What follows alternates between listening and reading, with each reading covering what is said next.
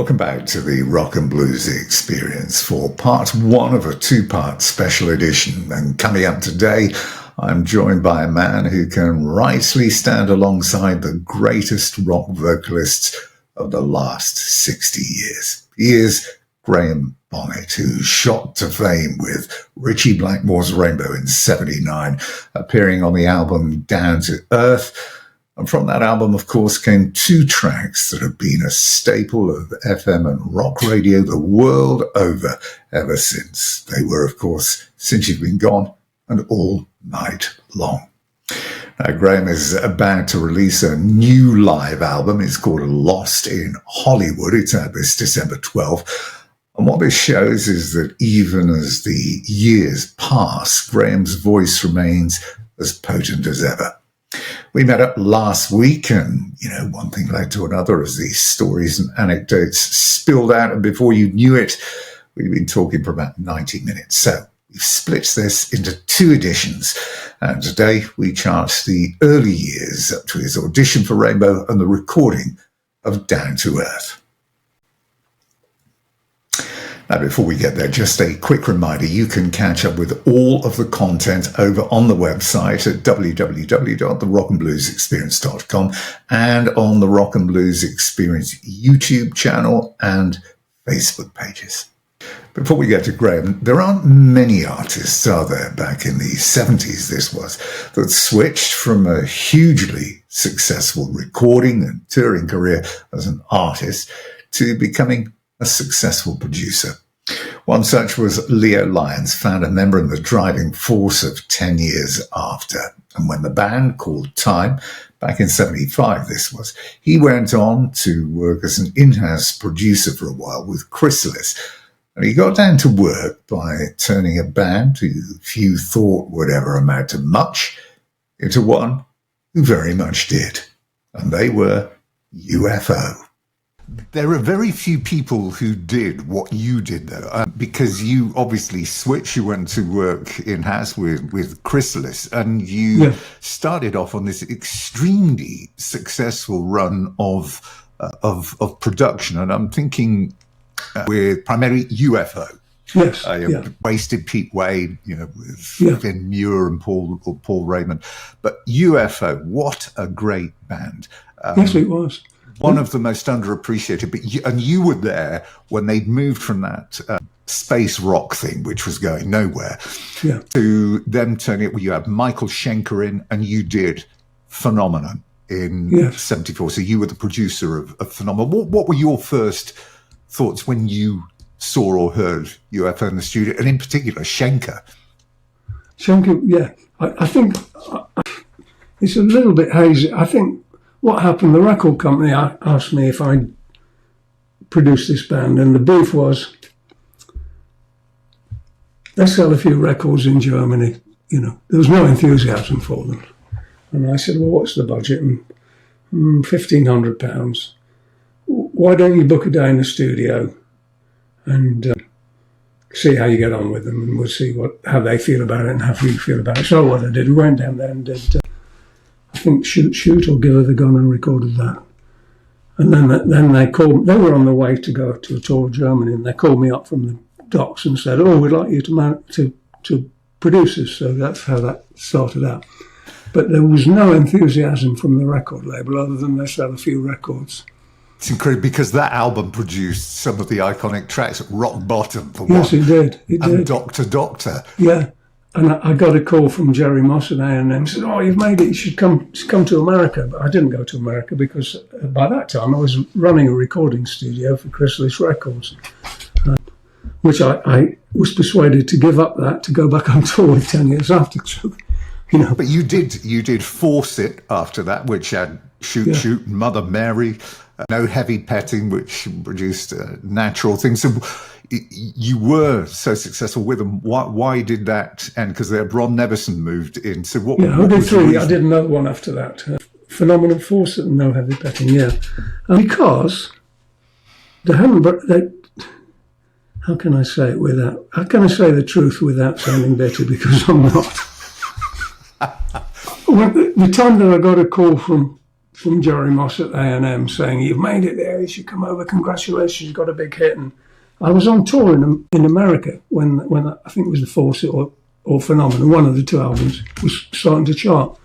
And I spoke to the head of distribution for Chrysalis Records, or whatever the label they were using over there. He said, "I won't get any further." I said, "What's that?" Because I called it. I said, "If you want me to do any interviews, help." No, because we haven't shipped enough. And the way the FM stations worked then was they take the advertising, and if the records aren't selling in the stores, they stop playing them. So it was like a bit of a disaster. And so rather than saying, well, actually one head of the label did say, can I say the exact words? Well, I suppose I can. Yeah, you can. Yeah, we fucked it up. The Alliance from 10 years after, and you can watch that interview in full on the website, YouTube or Facebook, and it's on there now, and there's some really great stories there, including, of course, talking about their infamous performance at Woodstock Festival. Next week, George Lynch's band, Lynch Mob, released their new album. It is called Dancing with the Devil. And George joined me on the recent show. And we look back to those very early days of the band and who in particular George wanted to actually front the band on day one. So, Lynch Mob. Let us move on. Lynch Mob, up from the ashes. This is 89. Grunge hadn't really happened, so it's still a pretty exciting time. And you're talking about the fact that you've got the pick of the talent. Now, you said you're a band man. Did it excite you at that time to be in full control over everything, or was there a little fear in there as well?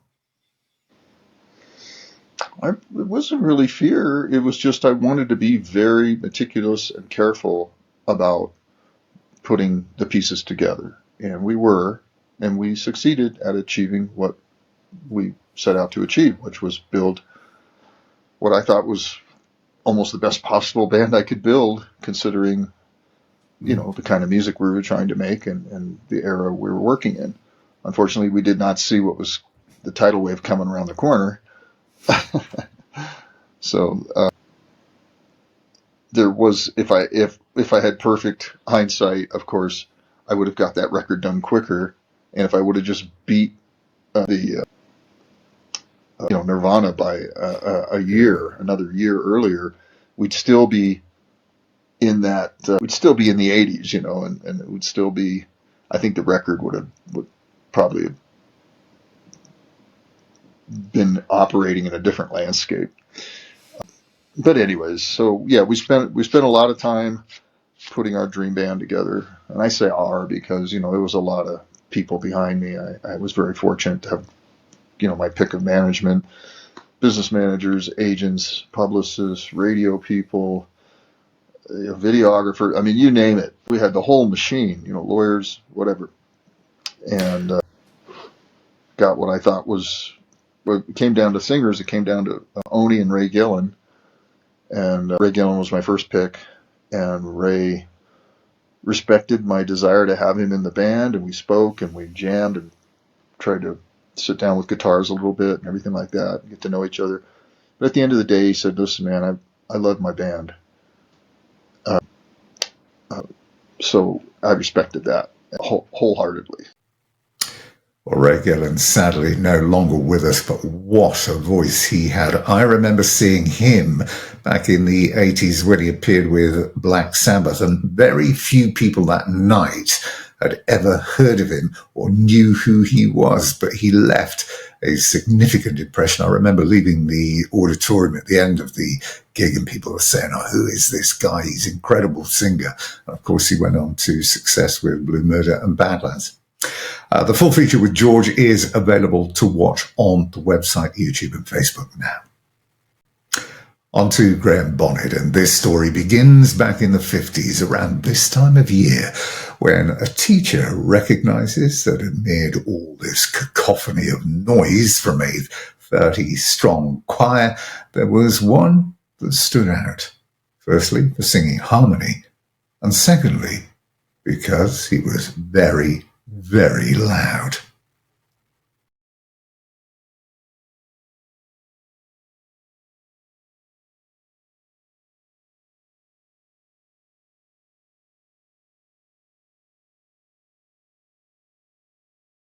We are coming up to that time of year when your teacher picked you out of the 32 in the choir when you were singing harmony with that lovely quote, "You're very loud, aren't you?" Yeah, that was, well, you want me to say what it was? Tell you the story? Yeah. An abbreviation at least. Yeah, we're in a class of 30, let's see, we'll be about 7 years old. And we were singing something or other, not row, row, row your boat or anything like that, but it was like a gang song, but I can't remember what the song was now. But after we finished the song, everybody's singing it, and I was doing harmony. And my teacher, Mr. Gill, our music teacher, he said, "Who's that singing harmony? Is it you, Bonnet?" He said, "You're too loud. And also, you're singing the wrong note." Oh, shit. So he said, "Come up to the piano." So I went up to the piano. He said, "There's the chord." Say it was in C. So you should be singing the B sharp. And I said, "Oh, okay. B sharp in the C chord." Okay, so I went back. I love it. Sat in the class of 30, and all the kids are looking at me like, "But he's singing out of tune." "No, he's not," says the teacher. "That's called harmony." And now I had a natural feel for harmony without playing guitar or anything. Like my mom. My mom was the same, and my uncle was very, very good at singing harmonies. We had a kind of a musical family.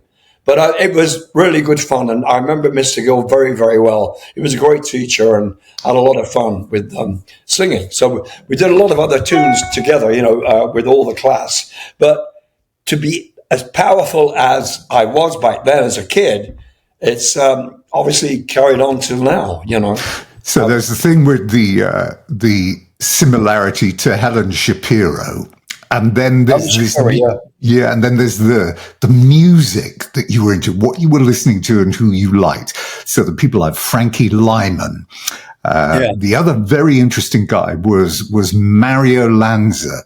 Now, anybody that came from an Italian family will tell you that every Christmas you had the Mario Lanza Christmas album going. And the other guy was a guy called David Whitfield, who was the first male artist to have a #1 single in the UK. So that there's a similarity here between these people that you're listening to. And with the power, and are you beginning to model yourself on this? What? Sorry, what year was David Whitfield in the chart?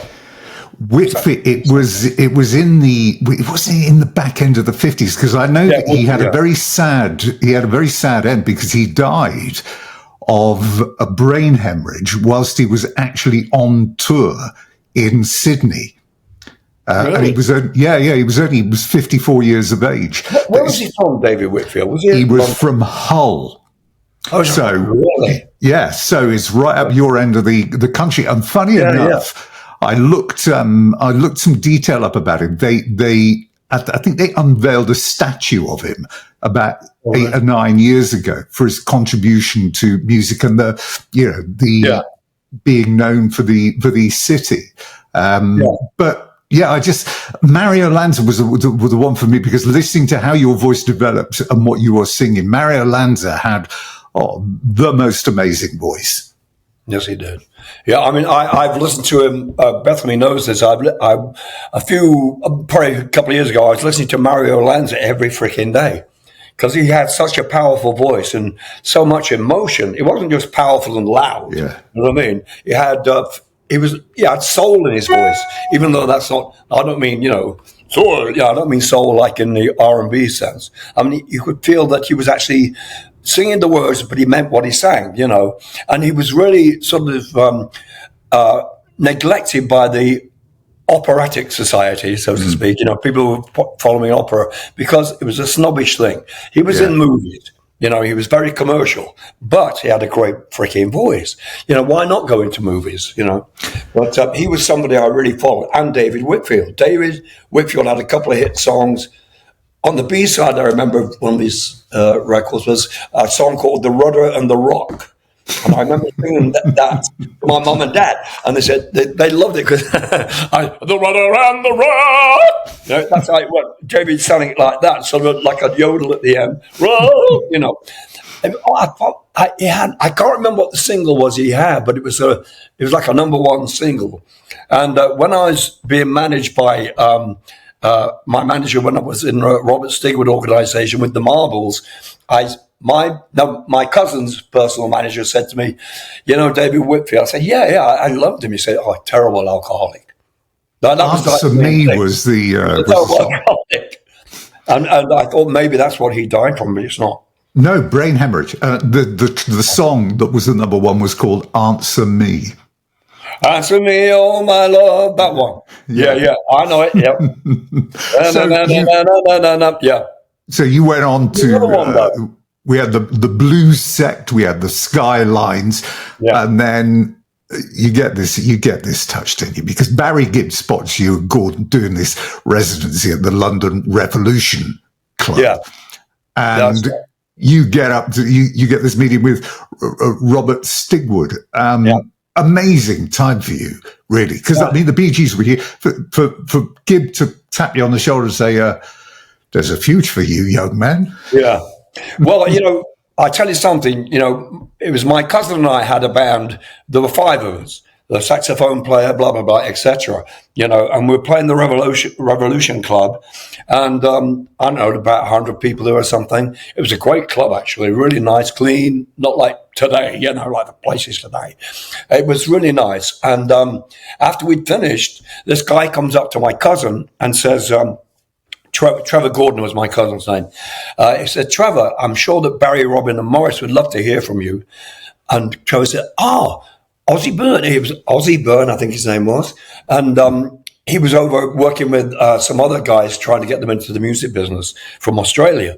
And he said, well, here's Barry's number, Barry Gibb's number. So my cousin calls up Barry. And next day, Barry called Trevor to go over to his house. So Trevor went to see Barry. And I was really like, oh, God, I'd like to go over there.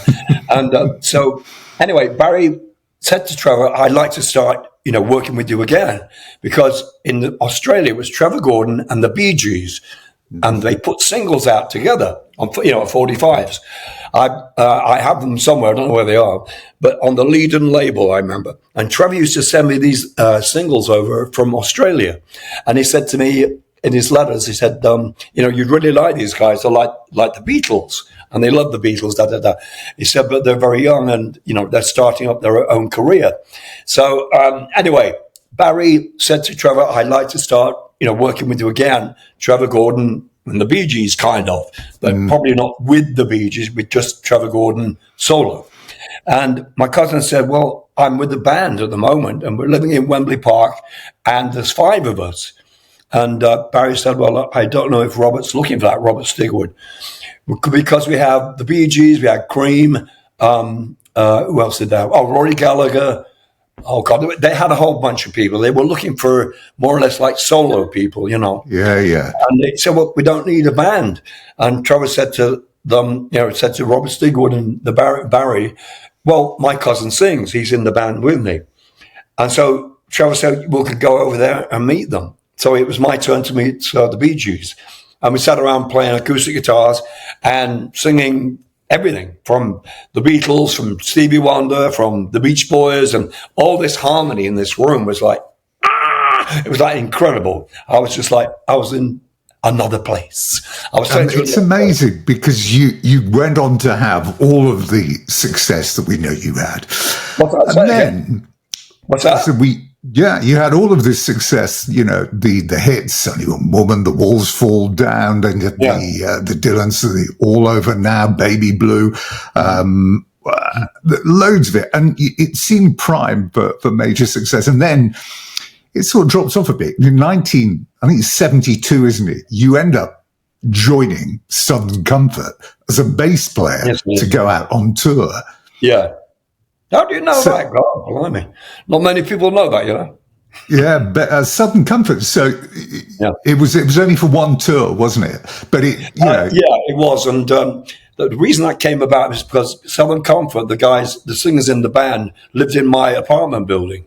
You know, so they got in touch with me because they kind of knew me from what I'd done before. You know, and there were three male singers, and a guitar player, and a slide guitar player, Gordon. I've forgotten his name now, but he was older than everybody. He was probably about 60 or something. No, he'd probably been in his 50s. But he was a great slide player. And when we were on top of the Pops, you see this older guy, playing By the Time I Get to... It was Woodstock, was their hit record. The Crosby, Stills and Nash thing. And so I started working with them, and they used to come down to my apartment, and I had a Rickenbacker bass, I remember, and we started doing stuff, and I would do harmony with them. And we went on the road and for a couple of gigs or so, and their American manager said, I don't think Graham should be in the band. He's a bit weird. What it meant was, I was a bit outspoken, I think. You know, I said, oh, that's just fucking shit. You know, whatever, about stuff. And I said, well, we can't just do By the Time I Get to, we can't do things like that all night. We've got to have some rock and roll. So I said to the guys, look, I tell you what, I think his name was Dave, can you take the bass and I'll take the guitar?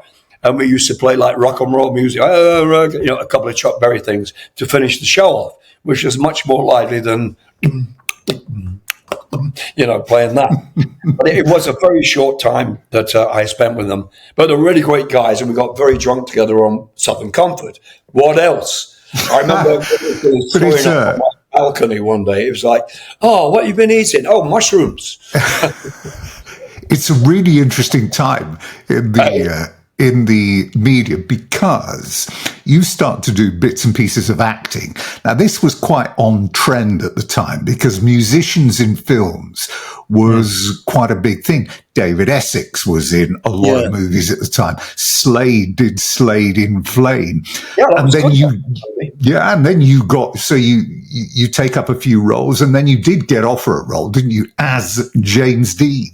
It didn't come through, but you get offered this role as James Dean, who's something of you love the 50s, the get-up, the fashion, the music. So, it would have been perfect for you. Yeah. Yeah, the project fell through, and I was really like, oh, that'd be great, And they did a musical in London, the James Dean musical, and my manager at the time said, you got to go for that. And somebody got the job, I didn't go because I didn't think, I don't know. I wasn't into that theatre thing, acting and singing, it seemed a bit weird to me, But that was offered to me, yes. And I can't remember the guy that got it, but it only lasted for like 1 week, and it was just cancelled. Nobody was interested. So tell me, was it a wind up? I saw a very old interview of you years and years ago, and I always remembered it. When this guy it was in Australia, and this guy was talking to you about, your career in the 70s, and, you turned down ELO in 75. Yeah. And then you said, well, there was a point I thought about giving it all up and going to work in a holiday camp. And you asked him, said, have you heard of Butlins? Now, you did all of that with a very straight face. So I am assuming you were being very slightly ironic. Yes. Well, Butlins holiday camp sounds very, it's calling me now. I can hear it. Butlins. Who didn't play there? Because we used to play Butlins holiday camp, the Calypso Ballroom in Skegness. And I found out that Ringo had been playing there, He played the Calypso Ballroom in Skegness. Yeah. So it was a thing, I really didn't know what to do, to be honest with you. And I was all over the place. I was doing commercials and anything that would make me a few bob, And it was a hard time, really. I had different managers, and until I got to Marion Massey, who was Lulu's manager. But so I did a couple of Lulu shows, Marion, she said, he's a diamond in the rough. And she didn't know what to do with me. She had no idea. She was managing Lulu, great, but she didn't know what to do with me. You got a solo album out, didn't you? She said, hey? You got to change your name. You got a solo. Graham Bonnet. And I know it's been my downfall all the time. You know, it's a case to be called Bonnet. Graham Hat, and all the rest of the school. And Bonnet is such a funny freaking name. And she said, "Well, Graham, I want you to listen to me. We should change your name, and I think maybe something that's kind of, like Zachariah."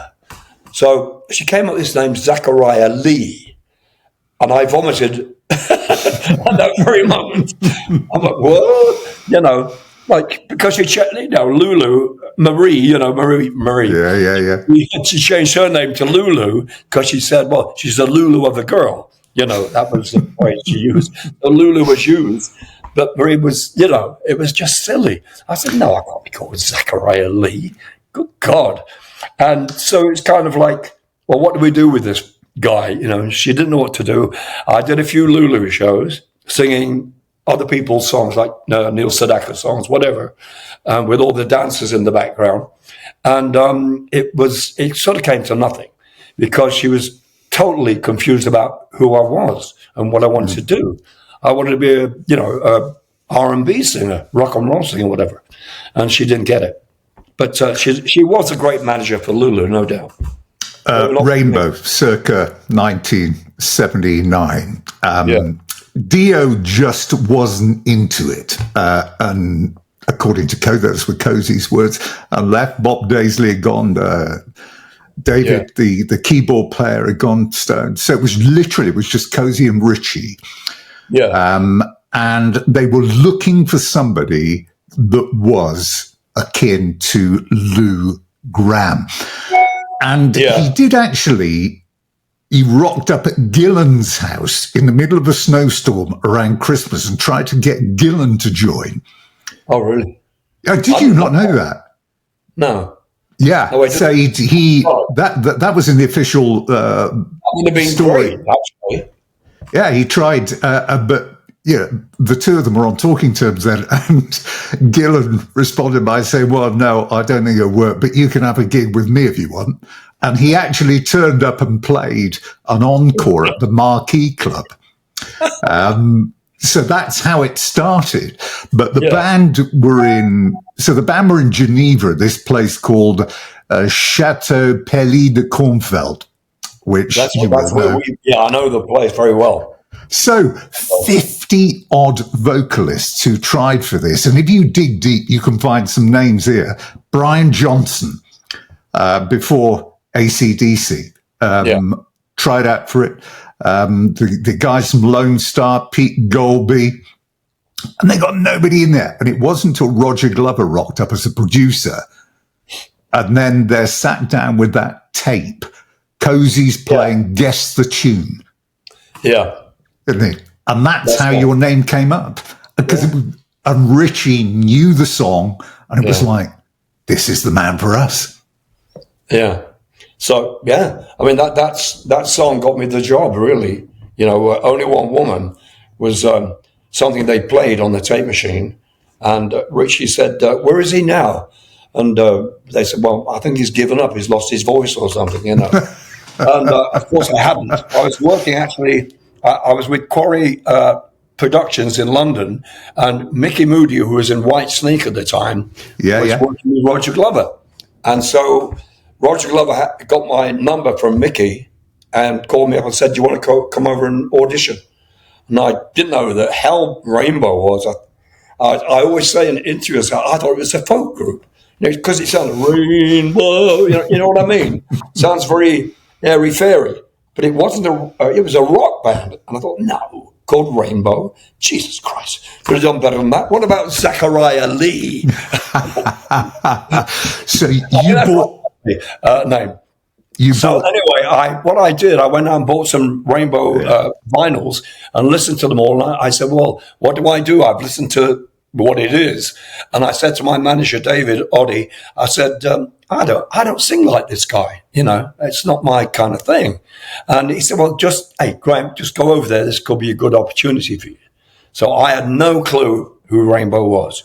But I went over there, and they were all in the room in this chateau, this huge like dining room with a balcony and stuff. And anyway, I learned a song called Mistreated, and that was my audition piece, and I sang that, and I kind of got the job. It's incredible. I went back to London and said to my manager, I really don't think I'm right. He said, Graham, shut the fuck up. Go and do this. Roger Glover's ready to work with you. So that was about it. So when you began the recording, this was a quote from you. You said, look, I felt a bit down. I felt a bit strange. It was like working in a haunted house. Yeah, it was. And she said to Roger, listen, I can't do this, mate. This is not right. And they tried moving you around the house, didn't they? Into the dining room. Wow. How do you know all this? Jeez. I may well have been there. Were you there? No.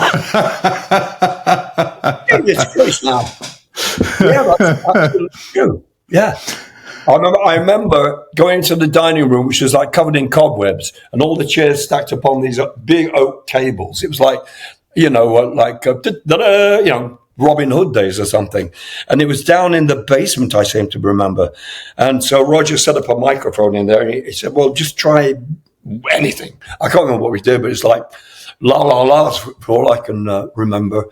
I don't know what it was, but we had to go at something. Roger had a vague idea of a tune, and it didn't happen. I was like, I can't do this. It's not. It didn't feel right. It was cold. It was just horrible. It was bloody awful. And so Roger decided that we shouldn't do it in this place. Go to a proper studio where it's warm, and you can have a beer and something, whatever.